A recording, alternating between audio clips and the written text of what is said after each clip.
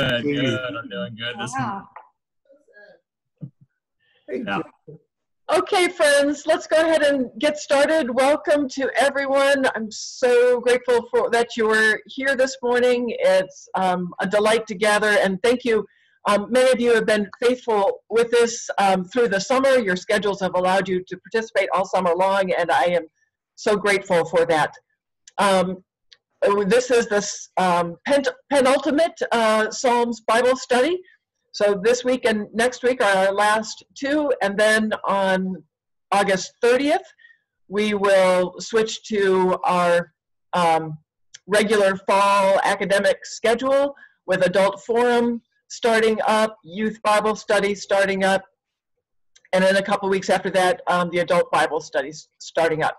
So please read the e-news to get the details on that. And Matt, if you wouldn't mind, put the congregation address in the chat, so if anyone doesn't get e-news, they can send us an email and let us know so we can sign you up for e-news. Our teachers today are Jack and Fran Steele, who moved from Houston to Durham 2 years ago.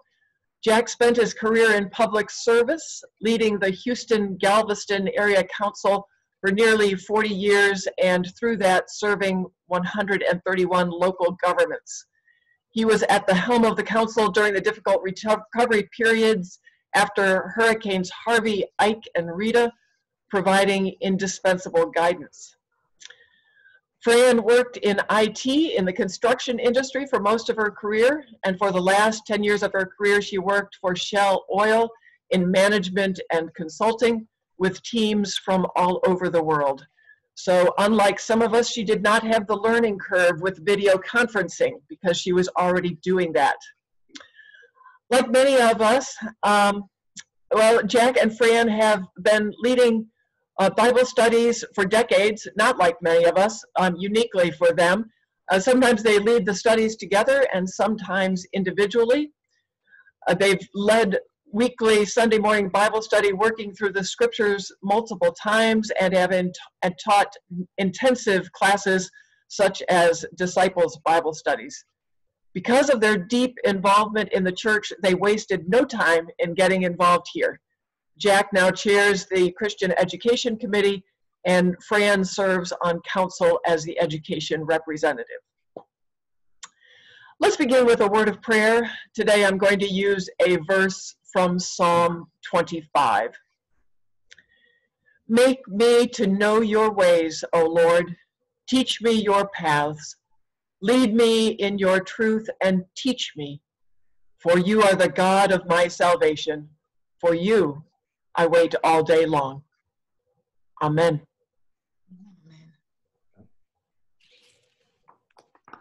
It's yours, Jack and Fran. Well, thank you, Carol, and thank you for that excessively kind introduction. It's not in the category of fake news, but it may be in the category of unnecessary news. Thanks, nonetheless. But today, our focus, as you've seen on the schedule, is Zion. And uniquely on the Duke campus, we need to hurriedly say that we're not just talking about a draft pick.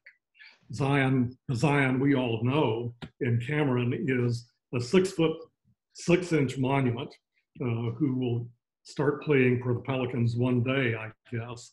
But meanwhile, through the ages, there has been another Zion celebrated in Holy Scripture that we're going to be focused today on, and the treatment of Zion in several of Psalms. All of the Psalms relating to Zion, with the exception of 137, are Korahite Psalms. The Korahites, the sons of Korah, were members of the Kohathite subdivision of Levites. Matt, could you advance? Yeah. No, thank you. One more. There's going to be a test on this family tree at the end of the activity. But the Korahites, the sons of Korah, were members of the Kohathite subdivision of Levites, and their responsibilities included living in the temple to be available to provide music, to deal with the utensils used for roasting the items that were left over from the sacrifice to be distributed to priests, and also to do a number of other chores throughout the temple. Most of these psalms were likely written before the decline of the nation. We don't have good date information, except that we know that Psalm 137 is much later than the others and is a post-exilic lament for the destruction of Jerusalem and the deportation of the people. So as we get started, why don't we take a look and see if we can locate Zion. Another peculiarity of Zion is that when we hear the expression Zion, we tend to think about the Temple Mount and the temple on Mount Zion. In fact, during the Old Testament historical period, there were 3 different locations for Zion.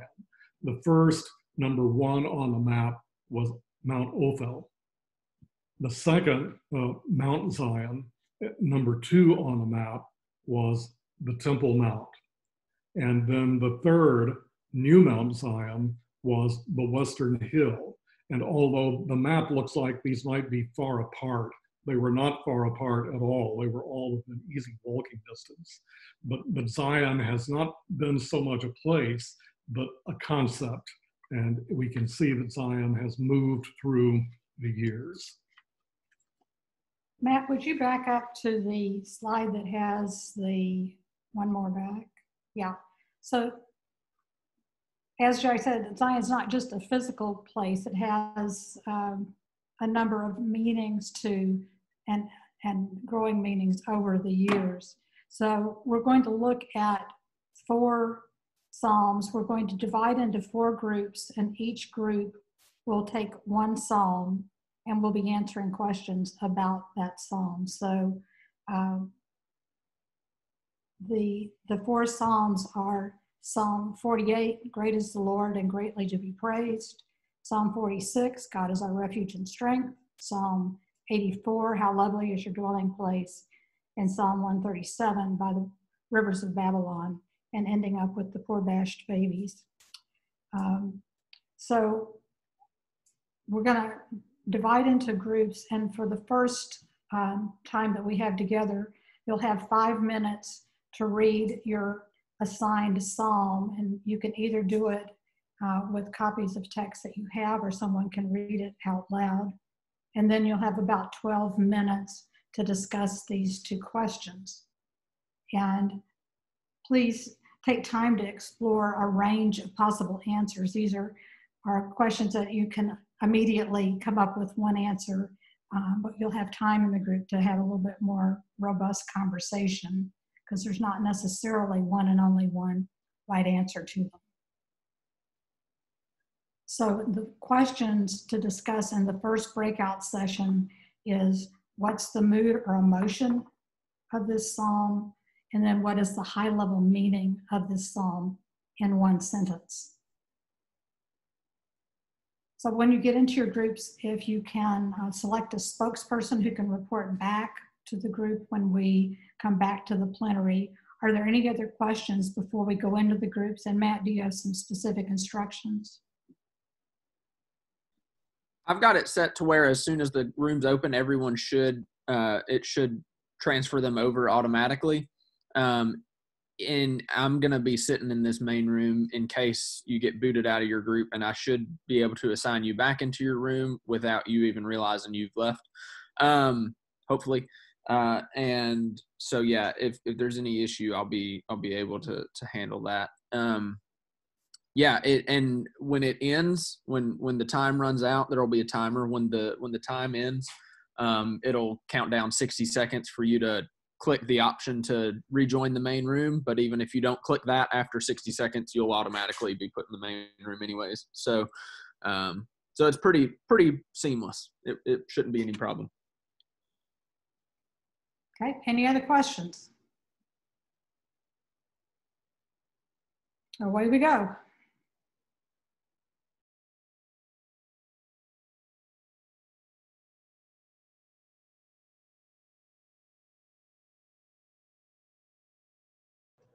Hello. I think we can unmute ourselves so that, because there's just 3 of us at this point. Oh, there's Sally. Go ahead and unmute yourself if you wish. And Elaine and Steve. I think we were going to be instructed on which psalm was ours. Can we vote? Was assuming that we were number 4, the 4th one being rid of the group 4. Oh, well, that's logical, Ken. I like that. Well, I'm not sure, but that's where I went. So that would give us Psalm 137? I think so. Should we ask Matt or do? I think that would be wisdom to Or find out Fran and Jack, I'm sorry. how many groups are there. There are 26 people. I think we've got 4 groups. So if we,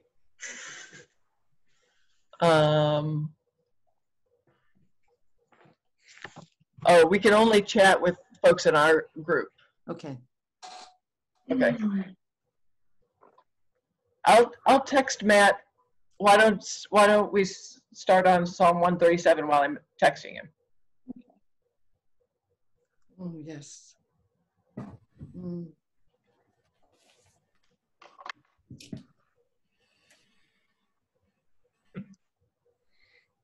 I have Psalm 137 out. Would you like me to read it? Sure. By the rivers of Babylon, there we sat down and wept when we remembered Zion. Upon the willows in the midst of it, we hung our harps. For there our captors demanded of us songs, and our tormentors mirth, saying, "Sing us one of the songs of Zion." How can we sing the Lord's song in a foreign land? If I forget you, O Jerusalem, may my right hand forget her skill. May my tongue cling to the roof of my mouth if I do not remember you, if I do not exalt Jerusalem above my chief joy. Remember, O Lord, against the sons of Edom, the day of Jerusalem, who said, raise it to its very foundation. O daughter of Babylon, you devastated one, how blessed will be the one who repays you with the recompense with which you have repaid us. How blessed will be the one who seizes and dashes your little ones against the wall.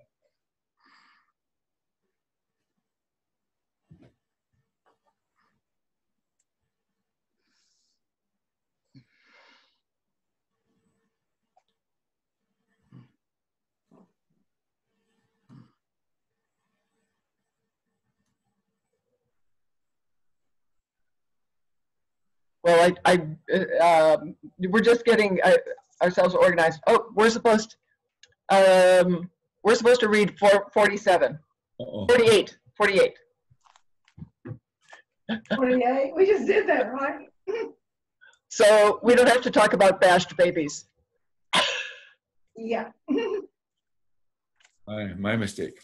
Here we go. No, it's not your mistake. That was very reasonable. And we're learning. So Psalm 48 and mood, and we need someone to be a spokesperson. You want to read it? You want to read it again? I think Elaine does the spokesperson thing so well. Oh, really? Whatever. Okay, I'll do it. Okay. Better take notes then. Who's going to read it? I would like to read it, but I'm reading it from the psalm that's in the Book of Common Prayer, because even if it is an NRSV, some of these translations are slightly different. So this is what I'm reading it from, Book of Common Prayer. 48. Great is the Lord, and highly to be praised in the city of our God is his holy hill. Beautiful and lofty, the joy of all the earth is the hill of Zion, the very center of the world and the city of the great King. God is in her citadels. He is known to be her sure refuge. Behold, the kings of the earth assembled and marched forward together. They looked and were surrounded. They retreated and fled in terror. Trembling seized them there. They writhed like a woman in childbirth, like ships of the sea when the east wind shatters them. As we have heard, so have we seen. In the city of the Lord of hosts, in the city of our God, God has established her forever. We have waited in silence on your loving kindness, O God, in the midst of your temple. Your praise, like your name, O God, reaches to the world's end. Your right hand is full of justice. Let Mount Zion be glad and the cities of Judah rejoice because of your judgments. Make the circuit of Zion walk round about her. Count the number of her towers. Consider well her bulwarks. Examine her strongholds, that you may tell those who come after. This God is our God forever and ever. God shall be our guide forevermore. That was beautiful, Sally. Thank you. I love the Psalms, and I've loved this series, so thank you. Oh, thank you. So our first question is, what's the mood or emotion? Well, you know, this is interesting too. At the top of this psalm, it says, Magnus Dominus, Dominus. And so it's magnificent. God is magnificent. Yeah. And, Great is the Lord. And what would the human emotion be in that affirmation, Sally? You're asking me? Yeah. Oh, magnificence and joy. Magnificence and no fear. No fear. No fear for me in reading this. Yes, I agree. Other thoughts? What's for others of you? What's the emotion conveyed?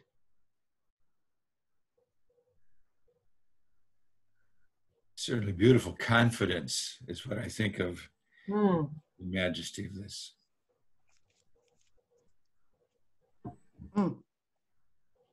Yeah. There's confidence. Barbara, what are your thoughts? Oh, you're muted, Barbara.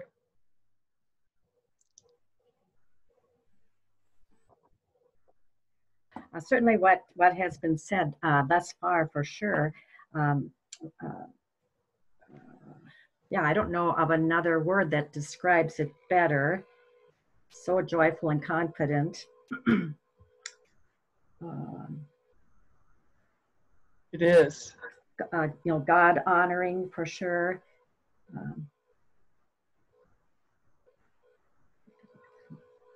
Yeah. Brian, comments? There's also a hint of triumphalism in it. If you notice that the kings, when they see this, they panic and they take the flight. So confidence, but also this, this idea that nobody can stand against us. All right, that we have the victory no matter what happens.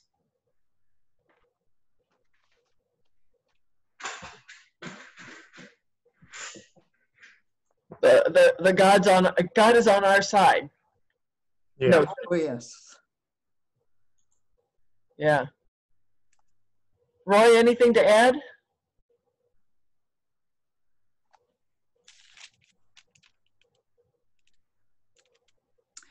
I think also in the 9th verse, in regard to your praise, like your name, O God, reaches to the world's end, your right hand is full of justice.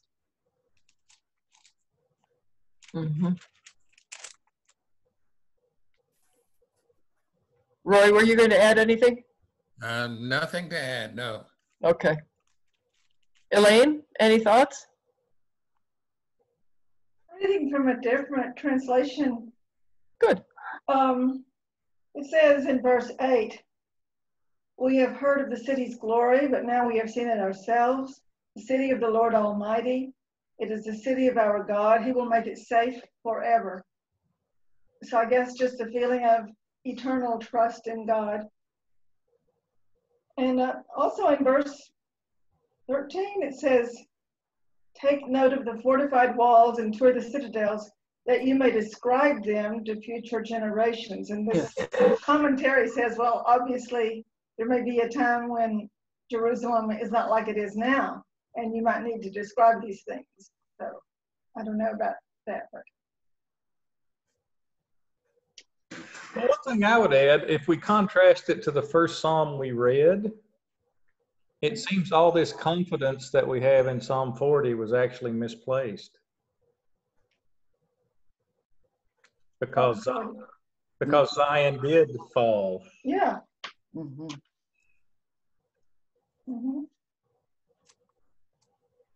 It's an interesting point. I was just thinking of another emotion that maybe is related to that, Brian, the emotion of awe. As they walked around the temple and looked at the ramparts and the towers and so forth, all of which have a good purpose, as was described in the description of the chapel that I was reading yesterday by a writer of our chapel, how its transcendence leads us to a place of peace and awe at the same time. But the structure itself is intended to point to something else, to the God who has established it, right?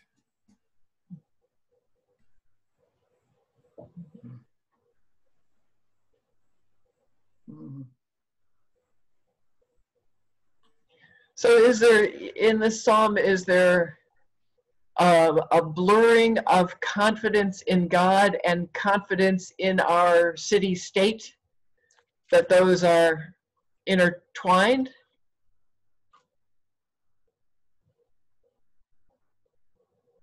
Because the author here seems to be like, I'm in a good spot, that all is going well, right? Does it? I also notice in the first line of verse 9, we have thought on your loving kindness, O God. So it's included there as well that there's focus on who God is in the midst of this beautiful building. Mm-hmm. I wonder about, I don't know this, but I mean, what occasion it might have been written for, because it says a psalm of the descendants of Korah. And I think Korah were the Levites that were responsible for the music in the temple. And it almost sounds like it might have been written for maybe a celebration of some sort. Maybe when the temple was first completed, I don't know. Because it is so complimentary is not the right word, but it's so wonderful in its description, you know, and it tries to really describe in detail. So it's more to me a song of thanksgiving and awe.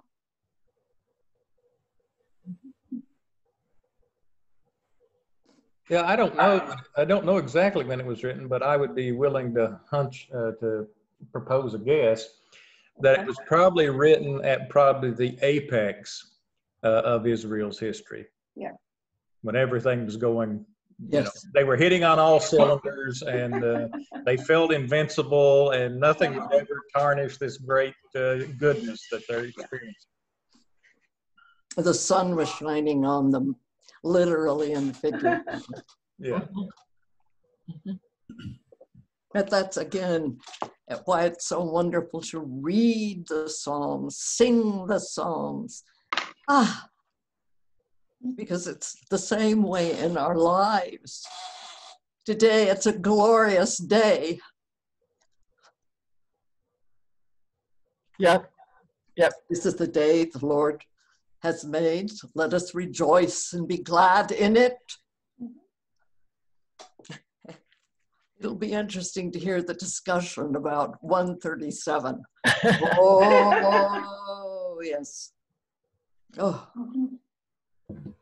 Mm-hmm. Well, the other question they posed to us is, in one sentence, what is the high-level meaning of this psalm? We have a minute left to figure that out. Somebody better figure it out so I can say it.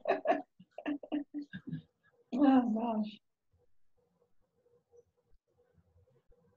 It kind of, as Sally alluded and as Brian alluded, it's at the apex. It's like all is well with the world. What's that phrase? All is, God is in his heaven and all is right with the world. That's kind of what this psalm is saying. That's right. God is in his heaven and all's right with the world. Today, at this moment. Today. That's right. Today. And, of course, Psalm 37 will help point us to how do we say that same thing in more challenging times. But this is not a challenging time for this moment. Or maybe it is, and they've come to those moments of praise. Yeah. Okay.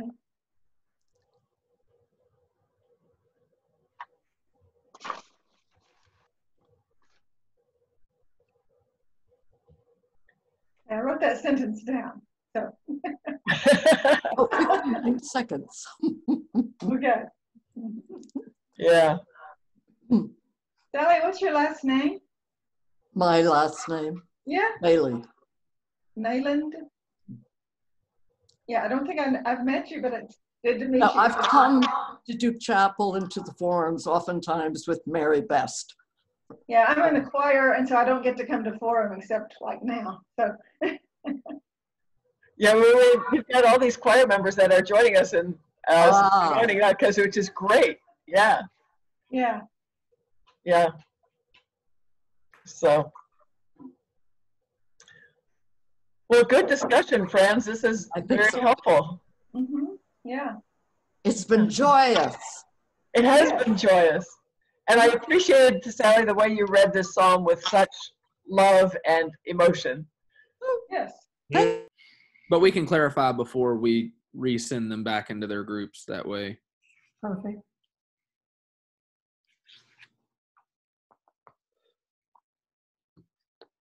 Oh, I see. Hits first breakout session. We're going to go back for a second breakout session. Right. Right. You'll have another opportunity to continue your discussions. I believe everybody is back now, Jack and Fran. Very good. Okay. Well, we'd like to hear from each group, and so we'll start with the group that looked at Psalm 46. And could you just give us, your spokesperson, give us the answer to, could you back up to the previous slide, Matt? Oh, the one on the first breakout question. Sorry. That one. There we go. All right. So group one, I guess, who was looking at 46? No, the group numbers didn't correlate. It was group 3. It was with the group that had with the Fords in it. I don't know who else was in there, but okay. We looked at 84. Yeah. Oh. See, that's how it got off. We in the Fords and some other people looked at 84. But then we had 2 groups look at 84. Nobody looked at 46. Okay. Right. Okay. So let's let the other group that did 84 go first, and then we'll then Norm will tell us about the 80. The other group. All right. Well, that was a group that I was part of with several other people. And since Matt sent me the Psalm 84, they decided I should be the spokesperson. Oh, thanks, Matt. So the what we noted in this psalm. This is the psalm that starts, "How lovely is your dwelling place, O Lord of hosts." That might be familiar to some. And what we found in this psalm is there is a happiness, a joy, in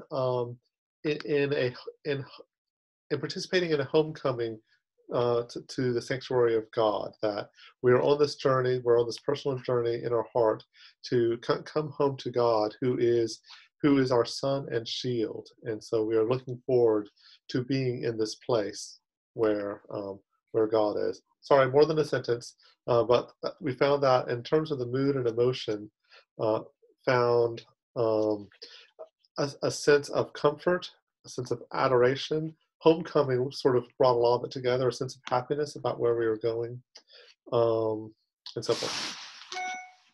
Okay, very good. Norm, you want to provide the summary for the other group that looked at that one? We had similar observations in our group. I think in addition to the sense or the mood of happiness and comfort, we would also add perhaps this term anticipation, looking forward to being in the dwelling place of God, and the happiness that will come from being in that place.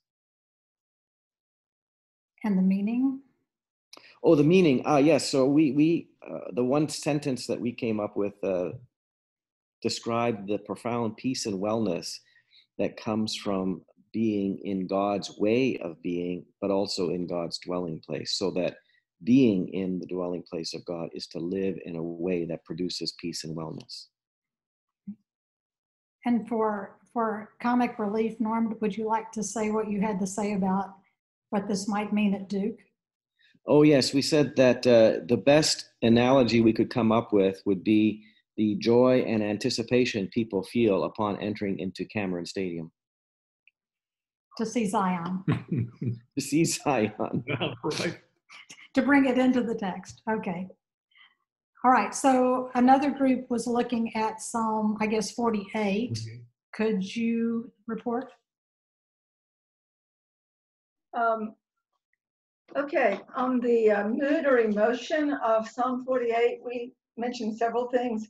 We mentioned that it was a very magnificent psalm, and it expressed a beautiful sort of confidence in God, a sense of awe, victory, but maybe not totally complete victory, but like victory now, today.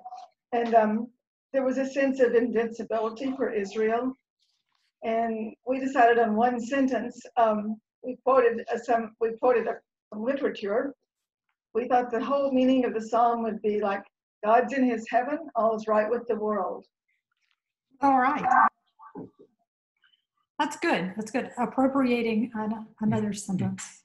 Okay, so then somebody please report from the group that looked at Psalm 137.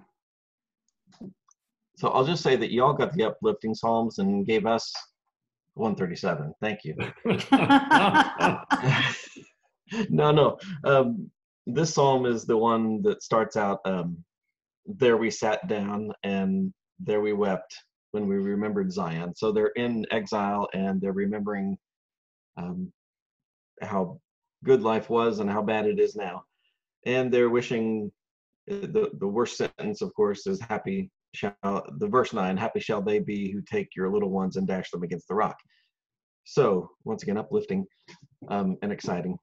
But as far as summing up the psalm, we decided it's a prayer of remembrance, anguish, and anger over the loss of Jerusalem, followed by a call for God's retribution. About the high level meaning, I have to confess the tendency that was shared by some of us was to, in some ways, over spiritualize this and water it down and say it's okay to have negative emotions as long as we direct them to God, not toward other people. But verse 9 really takes the wind out of that sail. So we are honestly struggling with what to do with the not just call for vengeance, but the glee associated with dashing children's heads against the rock. So there you have it. All right. Well, you're going to have an opportunity to think about that a little bit more as we move into the second set of questions. And just to confirm, Matt, we'll be in the same groups, right? Yeah, you'll be in the same groups. And just to reiterate, I'm sorry the numbers got off of the psalm per group, but so just to clarify, we're in the right place. Group 1, we'll look at Psalm 84. Group 2, 137. Group 3, 46. Group 4, 48. You'll be in the same rooms.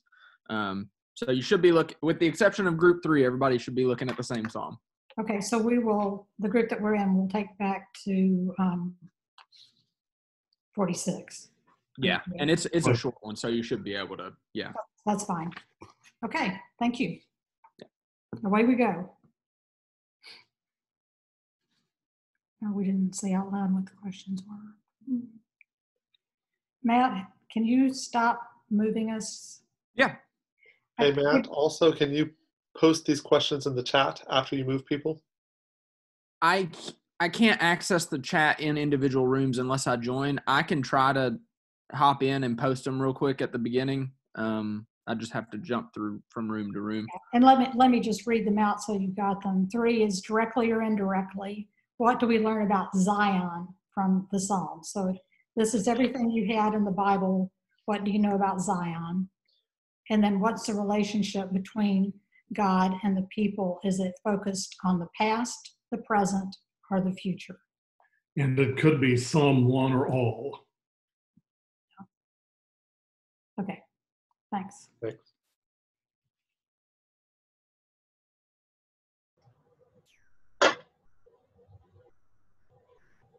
Hello. Let's go ahead and unmute ourselves now that we're in this room. So if this is all the only thing we had to teach us about Mount Zion, what would we think Mount Zion was, is?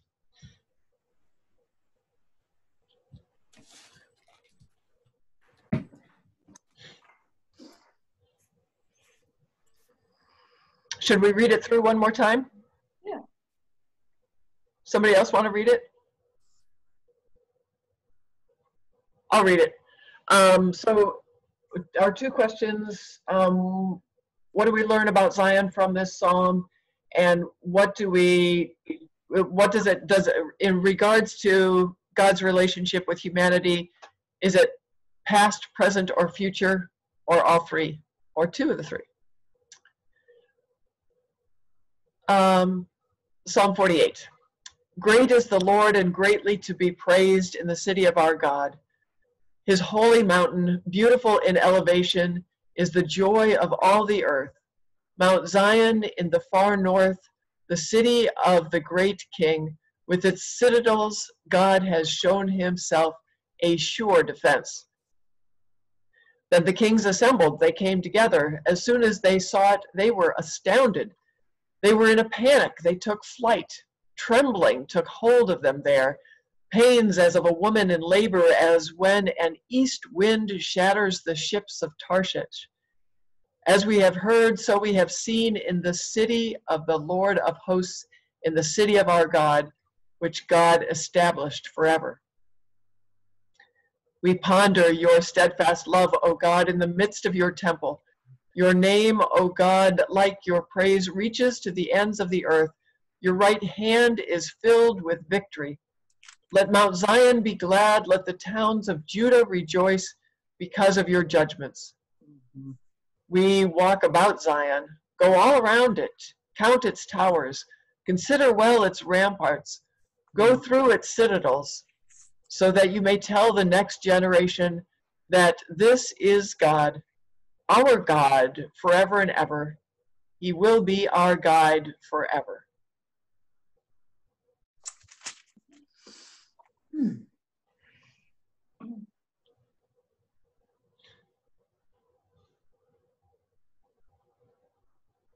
So what's Zion here? In hearing this, I think again, it's place. It's literally a place. And it was interesting to learn that there are 3 different Mount Zions. But I'm thinking again about a literal place. Every country, it seems, in our world has a very special place. Mm. And this is the special place of the people, the Hebrew people. Mm-hmm. And it remains so to this day. Yeah. Wow.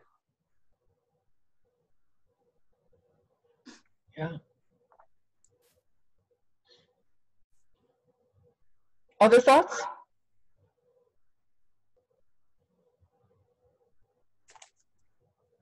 Ken, what are you thinking? I think Sally has said that so well, but I was also thinking that we picture it as, God really lives there. That's his place. Mm-hmm. So when it's a special place, it has that sense to it that we go there and there's a special way in which we are in God's presence there. Mm-hmm. Yeah. Barbara, any thoughts? Unmute, Barbara. Oh, you're on mute.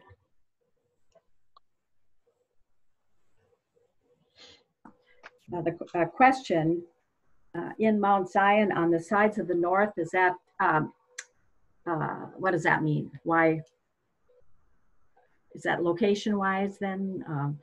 Which verse are you in? Verse 2. The second part of verse 2. Beautiful. Find the right place. 48. Beautiful in elevation is the joy of the earth, Mount Zion in the far north, the city of the great king. With its citadels, he has shown himself a sure defense. I was just wondering what the side of the north refers to, or yeah.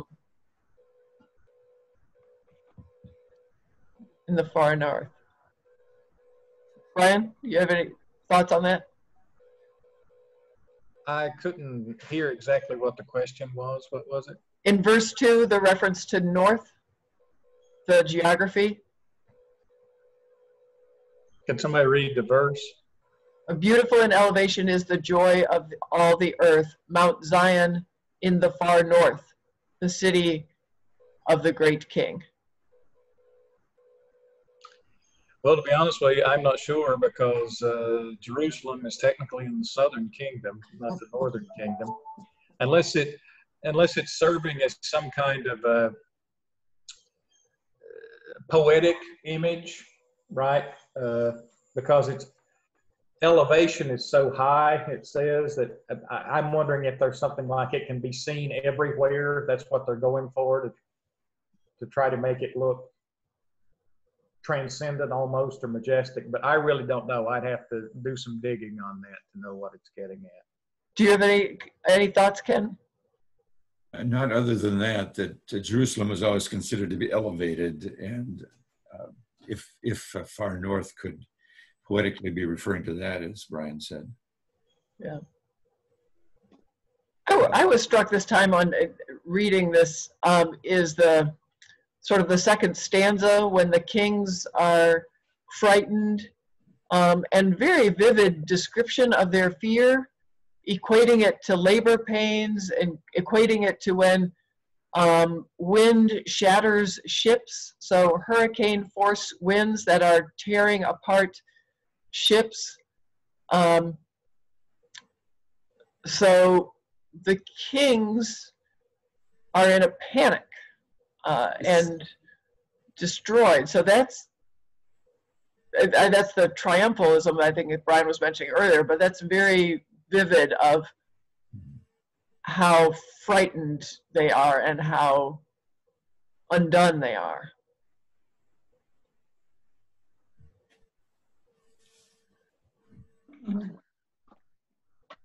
And they are undone in relation to seeing what Jerusalem is. Is that it? Yeah, and I'm assuming these are the foreign kings, right? So anyone that would dare attack, Mm-hmm. just the very sight of this place is enough to put a quiver in their liver, right? And make them so scared that they won't do it, right? Such poetry, Brian. Quiver in the liver, huh? Trying to become a new psalmist. Yeah.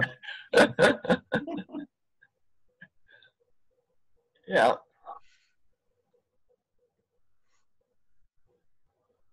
Part of what, in answer to this question, it comes through is, we've talked about this somewhat, that there's a sense of invincibility here, that it's so glorious and so majestic that people just looking at it are going to fade away and not dare to attack.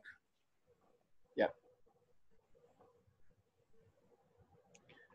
So we learn that Zion is a physical place so majestic it's invincible.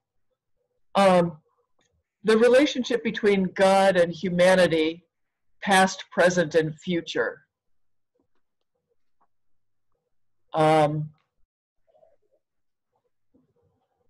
What immediately comes to my mind is that it's present. You know, I think they're saying it's what it is today, but I don't think you can rule out the others either. Yep.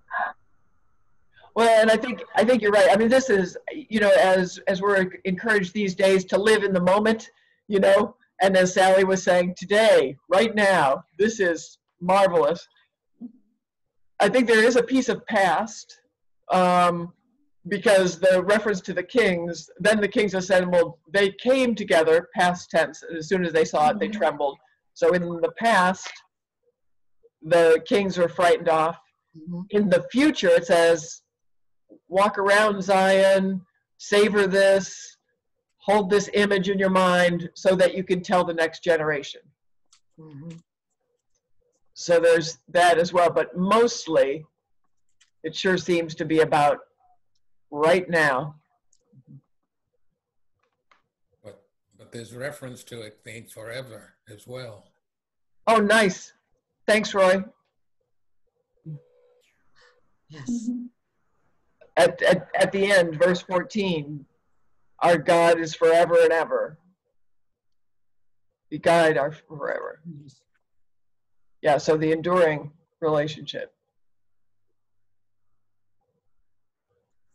Well, you know, Jerusalem has not always been like it is described here. And I was reading something about maybe, do you think he might have had in mind a heavenly Jerusalem as well? I don't know that I think that, but it's something to bring up, you know, because that would be forever. The city of God, you know. I think clearly there's some idealization going on here. The psalmist is painting this place actually larger than life. I mean, Jerusalem is not all that highly elevated. I mean, this is clearly a poetic description. Yeah. But that happens for all places in people's lives that they think are terrific. Yes. Yeah. Yeah, it's what your family home was, and when you're an adult, you look back on your family home and it was perfect and big and beautiful. Oh, yes. And flawless and all of that, right? Oh, yes. Yeah. And, you know, one of the groups talked about spiritualizing it, but, you know, is there a way that this concept becomes spiritualized, that we can still dwell with God and say all is well with the world, even in the midst of COVID and other things, you know? And I think we're there. Okay. All right. So we're going to start with group that did 137. So we're going to go in reverse numeric order. Jack and Fran, this is Beth. Sorry, I'm interrupting, but it's kind of hard for us to know what all these psalms are. So is it possible when people are getting ready to answer that they either do a synopsis of it or let me do this. For those who, Matt, would you go back to the slide that has the 4 on it with just kind of the lead-ins? And Beth, I don't know whether you are on the phone or if you're able to view, but also I'll introduce it with saying which it was. So 137 is by the rivers of Babylon. There we sat down and there we wept when we remembered Zion. Yeah, that's great. Just a little bit of something to remind us, because I think otherwise the answers are kind of not as helpful. Thank you so much. That's Thanks. exactly right. Okay, so the 2 questions are directly or indirectly, what do we learn about Zion from this psalm? And is the relationship between God and the people in your psalm focused on the past, the present, or the future? So each of you were looking at those 2 questions, and let's talk about, get the answers from Psalm 137.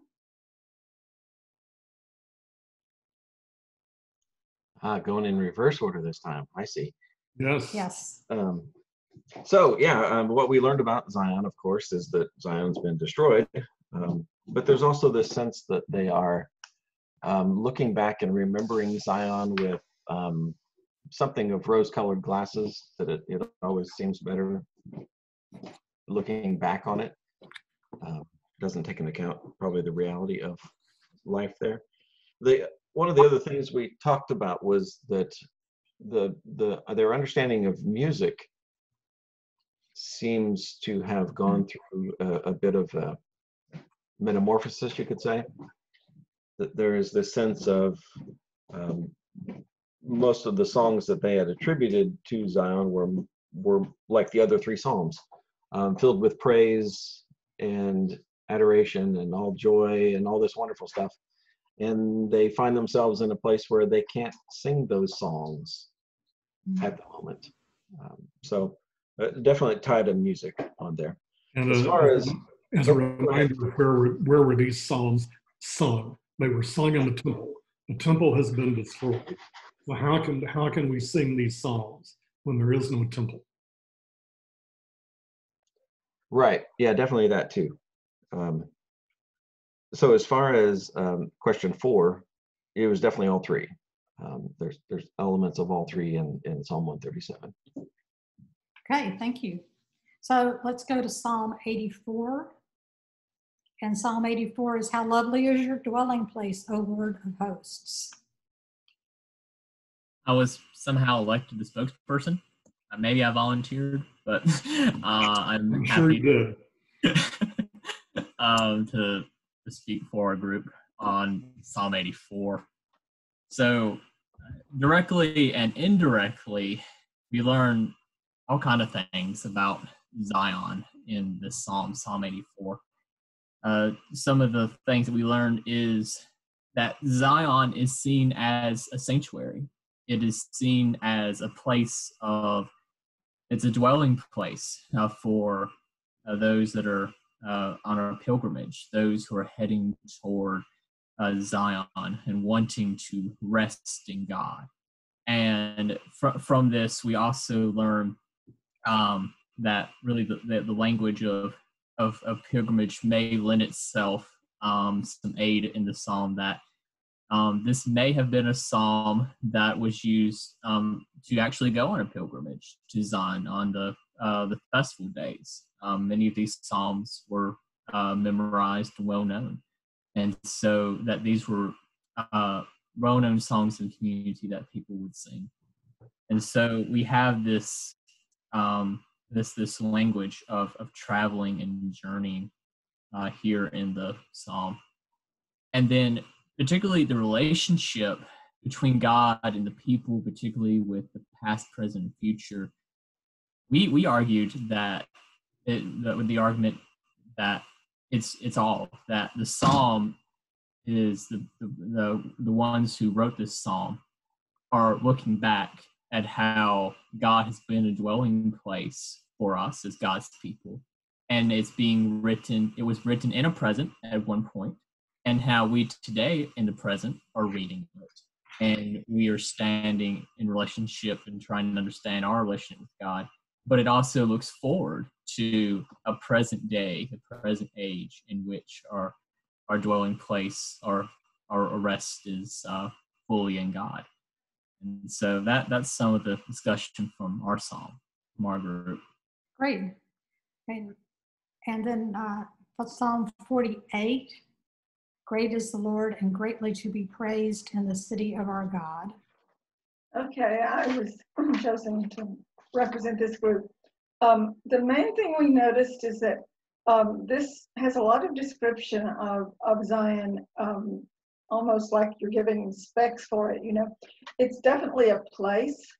It's highly elevated and very glorious, almost described in larger than life terms. And we noted that we tend to do that with places that we really love, that we tend to describe them in those terms.